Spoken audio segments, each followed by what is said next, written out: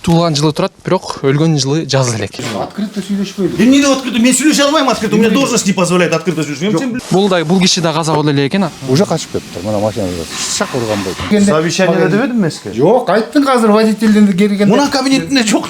Энеси каза болгон, баласы ошо үй бүлөсүнө алып койгон да. А бул жергечи?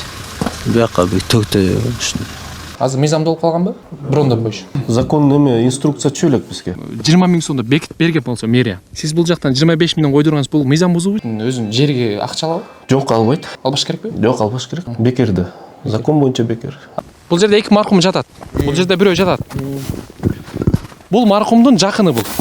Стратегиялыкка кирбейт, бирок. Кирбейби? Анда бол. Бизге тоскоол болуп эле коюңуздар. Бекер эмес да. Ал өзүн болотпай экен менен сүйлөшөт телефон менен бөлүп коесуң. Эгерде оштук бирөө каза болуп калса ал жерге коюш үчүн канча?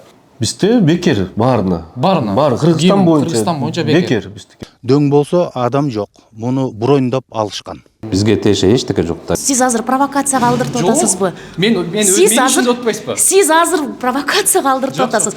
Демек өзүңүз каалаганда сумма коюп сата берсеңиз болот. Болот, конечно. Закон не запрещает.